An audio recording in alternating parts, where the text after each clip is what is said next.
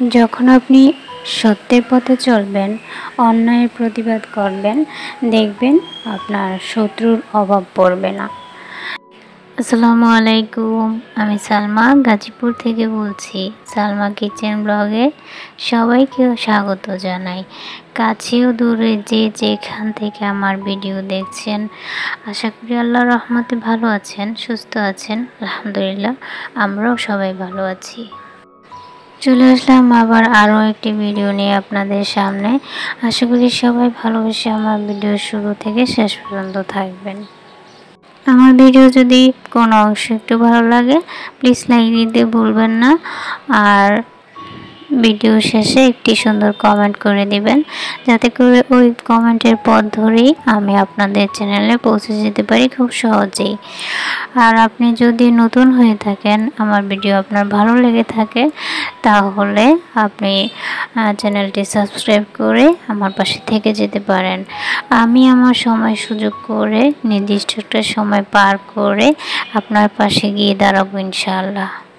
আমি এমন মানুষ না যে আপনি আমার ভিডিও দেখলেন, কমেন্ট করলেন, অথচ আপনাকে একটা ধন্যবাদ দিয়েই শেষ করে দেব দায়িত্ব, সেটা নয়। আমার মধ্যে দায়িত্ববোধ রয়েছে, আমার চিন্তাধারা অন্য। আমি মনে করি যে আমার ভিডিও দেখেছে, কমেন্ট পেয়েছি তার কাছে যাওয়াটা আমার একান্ত জরুরি। যতক্ষণ না যেতে পারি ততক্ষণ মন ছটপটি করতে থাকে। তো যাই হোক, ভিডিও রিলেটিভ কিছু কথা বলি। আমার এটা হচ্ছে গেস্ট রুম। গেস্ট রুমে বিছানাটা ঝাড়ু দিয়ে নিয়েছিলাম।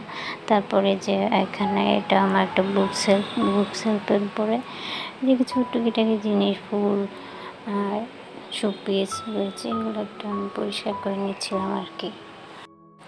বেশ কিছুদিন হয়ে গিয়েছে এই জিনিসগুলো নিয়ে হাত দেওয়া হয়নি, অর্থাৎ পরিষ্কার করা হয়নি, অনেক ধুলা পড়ে গিয়েছে। আমি নিজে একটু অসুস্থ ছিলাম, আর অসুস্থ অবস্থায় একদম কাজ করতে ইচ্ছে করছিল না। তো আজকে ভাবলাম এগুলো একটু পরিষ্কার করে নিই। আমার বাসায় বাচ্চারা, আমার হাজব্যান্ড যখন তখন অসুস্থ হয়, তো আমি খুব অসুস্থ কম হই। তো আমি সবসময় বলি যে আমার কেন অসুখ হয় না, আমি কেন অসুস্থ হই না। অসুস্থ হলে আমি একটু বিশ্রাম নিতে পারবো, বসে বসে আরাম করে কাটাবো। আসলে কিন্তু তা না। অসুস্থ থাকলেও কি দায়িত্ব এড়িয়ে যাওয়া যায় না। তো দায়িত্ব পালন করতে হয় সংসারের, অন্তত রান্না বান্না আর ঘর ঝাড়ু দেওয়া, বিছানা পরিষ্কার পরিচ্ছন্ন রাখা। তো এই কাজগুলো কিন্তু অসুস্থ থেকেও করতে হয়, এবং আমাকে সেটা করতেও হয়েছে। আর এখন আমি বলবো, আল্লাহ যেন আমাকে সবসময় সুস্থ রাখেন, কারণ আমি অসুস্থ হলে ঘরে সব কিছু এলোমেলো হয়ে যায়, কোনো কিছু স্থিরভাবে ঠিক থাকে না, ময়লা হয়ে থাকে ফ্লোর। যাই হোক, কথা বলতে বলতে আমি আমার গেস্ট রুমটা গুছগাছ করে চলে এসেছি কিচেনে। আর এই যে এখানে আমার নানুমণি কিন্তু বসে আছে। আমি কিন্তু বেগুন কেটে নিয়েছি বড়া করবো বলে, আর নানুমণি বসে আছে। আমি মাংস ভিজিয়েছি, সে অপেক্ষায় আছে কখন সে খাবে। তো ওকে একটু আদর করে নিলাম আর কি। ওকে খুব আদর করি সবাই মিলে। তো খুব ভালো একটা বিড়াল। সকালে কিন্তু নাস্তা করেছে। তো আমি ওকে কিছু মাংস দিব, আগে আমি আমার হাতের কাজটা সেরে নিই। আমরা যখন যে কোনো খাবার পাকাই, তখন সেটা হয় নিজের পছন্দের বা অন্যজনের পছন্দের। তো অন্যজন বলতে কেউ না, আসলে বেগুন ভাজাটা আমার হাজব্যান্ড অনেক পছন্দ করে পোলাও দিয়ে। তো আজকে যেহেতু পোলাও করব, তাই বেগুন ভাজাটাও করব, সাথে ডিম বোনা থাকবে। আর তার সাথে আমার পছন্দের তো গরুর মাংস অবশ্যই থাকছে ইনশাল্লাহ। বেগুন ভাজা তৈরিতে আমি সব মশলা এখানে অ্যাড করে দিয়েছি। এখানে লবণ পরিমাণ মতো দিয়েছি, হলুদের গুঁড়া, ধনিয়ার গুঁড়া, মরিচের গুঁড়া, তারপর জিরা গুঁড়া, তারপর কিছুটা তেল অ্যাড করেছি, তারপর পানি দিয়ে মিক্স করে বেগুনগুলো মাখিয়ে নিয়েছি।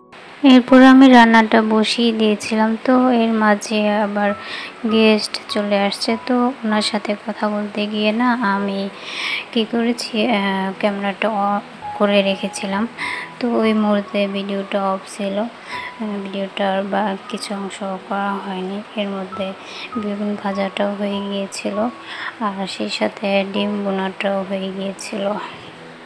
সব সময় সব অবস্থায় সব পরিস্থিতিতে ভিডিও করা যায় না, আবার সব অবস্থাতে ভয়েসও দেওয়া যায় না।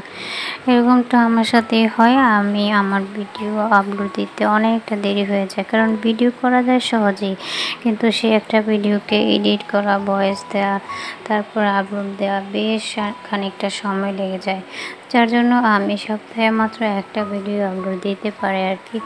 আর এর মধ্যে ইউটিউবে যে অবস্থা, না হচ্ছে ভিউ, না হচ্ছে সাবস্ক্রাইব, আর না হচ্ছে ওয়াচ টাইম, শুধু শুধু মনে হয় যে পরিশ্রম করে যাচ্ছি, তাই ভিডিও দিতে ইচ্ছে করে না আর কি। যে কাজ করে কোনো মজা পাওয়া যায় না, সে কাজ আসলে করতেও ইচ্ছে করে না, তারপরেও দিলাম। আসলে সংখ্যাটা দেখা যায় একটা যদি বাড়ে, দুইটা যায় কমে। ওই যে বলে না, এক পা যদি আগায়, দুই পা পিছায়, এরকম হচ্ছে চ্যানেলের অবস্থা। যখন আপনি সৎ পথে চলবেন, অন্যায় প্রতিবাদ করবেন, দেখবেন তখন আপনার সবচেয়ে কাছের মানুষটি, অতি আপন মনে হয়েছে যাকে, সে ও আপনার কাছ থেকে দূরে সরে গিয়েছে। দেখবেন যে সবসময় হ্যালো হাই বলে, তখন আপনার কাছ থেকে সে বাই বাই করে দূরে সরে যাবে, কারণ তার স্বার্থের জন্য সে আপনার কাছ থেকে চলে যাবে। কিন্তু তাই বলে আপনি সত্য ও ন্যায়ের পথ থেকে সরে যাবেন না।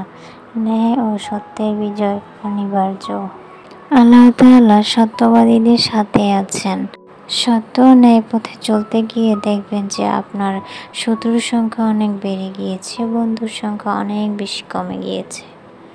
আপনার বিপদের সময় যে আপনার কাছে এসে সবচেয়ে আগে দাঁড়িয়েছে পাশে, সেই হচ্ছে আপনার প্রকৃত বন্ধু।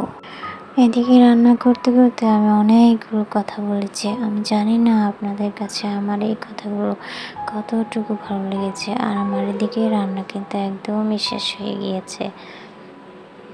পুরো ভিডিওটা আমি ক্যামেরা বন্দি করিনি, কিছু করেছি কিছু করিনি, কারণ সবটুকু করলে আবার বড় হয়ে যাবে, যেহেতু আমার চ্যানেলটা একেবারেই ছোট। আজকে আমি এখানে 2 কেজি গরুর মাংস পাকিয়েছিলাম। গরুর মাংস আমার খুব বেশি পছন্দের, তো আমি মাংস পাকালে কম পাকাতে পারি না। আমার মনে হয় যে একটু বেশি পরিমাণে পাকাবো, 2 দিন ভরে খাবো, এটাই আর কি। তো এখানে খাবারগুলো আমার মেয়ে টেবিলে সার্ভ করে দিচ্ছিল, আমি বলেছিলাম। তো আমি আমার ভিডিও প্রায় শেষ প্রান্তে চলে আসছি।